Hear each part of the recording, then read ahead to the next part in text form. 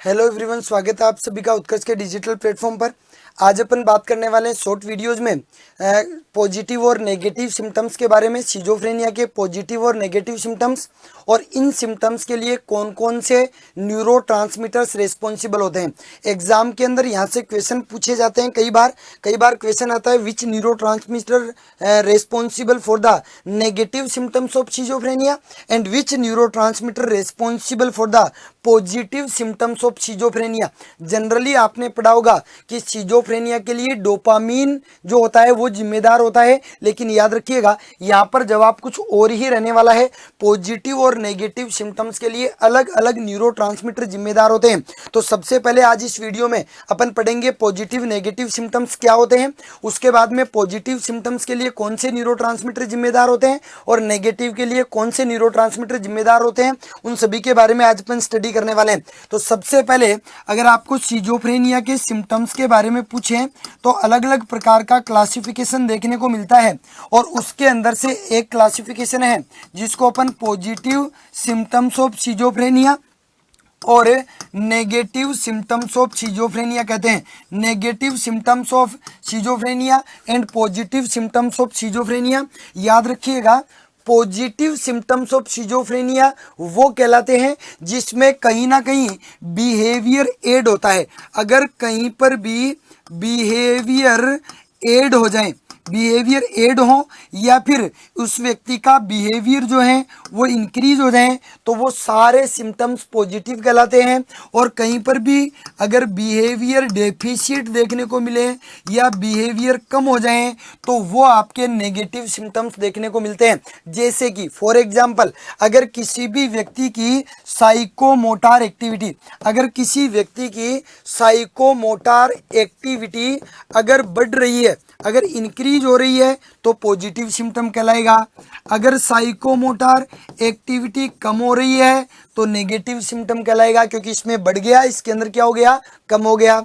अगर किसी व्यक्ति के अंदर वॉयलेंस, गुस्सा कर रहा है या एग्रेशन शो कर रहा है, इसका मतलब है वो एक जगह बैठेगा नहीं, बहुत ज़्यादा गुस्सा करेगा, और गुस्सा करेगा तो इसको क्या कहेंगे, पॉजिटिव सिम्टम। लेकिन अगर कोई व्यक्ति स्ट्यूपर में चला गया, स्ट्यूपर का मतलब क्या होता है, एक तो म्यूट, बिल्कुल भी आवाज़ नहीं आ रही, साथ में मोशनलेस, कोई एक्टिविटी भी नहीं कर रहा। अरे नहीं कर रहा मतलब क्या हो गया, नेगेटिव सिम्टम्स। इसी के साथ में अगर आपको पूछे हेल्यूसिनेशन और डेल्यूजन, ये एग्जाम में कई बार पूछा जाता है। हेल्यूसिनेशन कौन सा सिम्टम होता है, पॉजिटिव या नेगेटिव, डेल्यूजन पॉजिटिव होता है या नेगेटिव। तो ध्यान रखना, हेल्यूसिनेशन में व्यक्ति को बिना स्टिमुलाई के ही दिखने लगता है। अरे बिना इमेज के इमेज दिखाई देने लगती है। आपको यहाँ पर कैटरीना नजर आ रही है, ज़्यादा ही तो दिख रहा है, अरे ज़्यादा दिख रहा है मतलब पॉजिटिव चला जाएगा।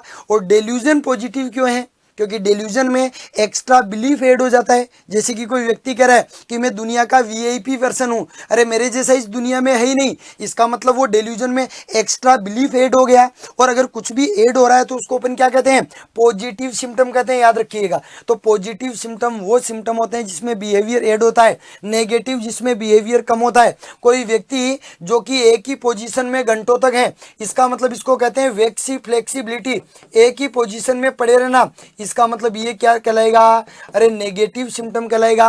कुल मिलाकर के जहां पर बिहेवियर बढ़े, पॉजिटिव कम हो, नेगेटिव। अगर कोई व्यक्ति में एपैथी है, अरे इमोशंस का लॉस हो गया है, इसका मतलब ये क्या है, नेगेटिव सिम्टम है। कुल मिलाकर के बिहेवियर बढ़ेगा तो पॉजिटिव और कम होगा तो नेगेटिव। यहां तक तो क्लियर हो गया पॉजिटिव सिम्टम क्या होते हैं और नेगेटिव सिम्टम क्या होते हैं।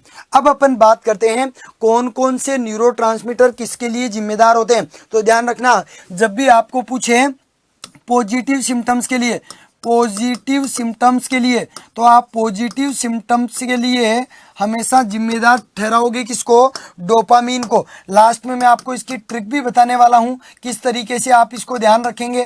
डोपामीन पॉजिटिव सिम्टम्स के लिए क्या रहेगा, डोपामीन।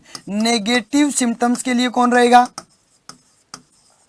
नेगेटिव सिम्टम्स के लिए कौन रहेगा, तो आप कहेंगे नोर एपिनेफ्रिन, ठीक है। और पॉजिटिव प्लस नेगेटिव दोनों के लिए कौन सा रहेगा, तो आप याद रखेंगे पॉजिटिव और नेगेटिव दोनों के लिए सीरोटोनिन। लेकिन अगर क्वेश्चन आ जाए विच न्यूरोट्रांसमीटर रेस्पॉन्सिबल फॉर सीजोफ्रेनिया, तो अब आपको 3 नाम नहीं लेने, आपको एक ही नाम लेना है और वो आप सभी जानते हैं, डोपामीन। बात समझ में आ गई क्या? अच्छे से याद रखिएगा। अगर क्वेश्चन आया है which neurotransmitter responsible for schizophrenia, तो डोपामीन कहना। अब इनकी बात कर लेते हैं। अगर पॉजिटिव सिम्टम पूछे तो डोपामीन, नेगेटिव पूछे नोरेपिनेफ्रिन, पॉजिटिव नेगेटिव दोनों पूछे सीरोटोनिन। याद कैसे रखोगे? देखिए पॉजिटिव, अगर इस पी को मैं घुमा दूं, इस पी को उठा करके उल्टा रख दूं, अरे इस पी को मैं ऐसे घुमा दूं, देखो है ना, इसको ऐसे ही तो घुमाया तो डी बन गया, है ना। तो पी से ध्यान रखना है, पी को घुमाएंगे तो क्या हो जाएगा? डी, डोपामीन हो जाएगा। दूसरा एन से ध्यान रखना है, नेगेटिव। अरे नेगेटिव सिम्टम कौन करवाएगा? नोरेपिनेफ्रिन। नेगेटिव कौन करवाएगा? नोरेपिनेफ्रिन। Positive dopamine. और इसके बाद पॉजिटिव और नेगेटिव मतलब दोनों, और दोनों मतलब सारे, अरे सारे मिला करके पूरे, और सारे से ध्यान रखना है सीरोटोनिन, है ना। पॉजिटिव नेगेटिव सभी सीरोटोनिन, सभी हमारे मारवाड़ी में कहते हैं सारे, है ना, मतलब सभी। तो मारवाड़ी याद रखे तो उस तरीके से, नहीं तो आप ध्यान रख सकते हो सभी। अरे सभी का मतलब क्या हो गया? सभी का मतलब सीरोटोनिन, ठीक है। तो सीरोटोनिन याद रखना है, पॉजिटिव और नेगेटिव दोनों के लिए। अब आप आराम से क्वेश्चन का जवाब दे सकते हैं। सबसे पहला क्वेश्चन क्या पूछा था मैंने? Which neurotransmitter responsible for the negative symptom? जवाब क्या दोगे? नोरेपिनेफ्रिन। और दूसरा क्वेश्चन मैंने क्या पूछा था? Which neurotransmitter responsible for the positive symptom? तो आपका जवाब रहेगा डोपामिन। क्लियर है क्या? ऐसे ही नए वीडियोस और लेने के लिए ज़्यादा से ज़्यादा शेयर कीजिएगा, कमेंट कीजिएगा, लाइक कीजिएगा। मिलेंगे नेक्स्ट वीडियो में, तब तक के लिए बाय। Thanks to all.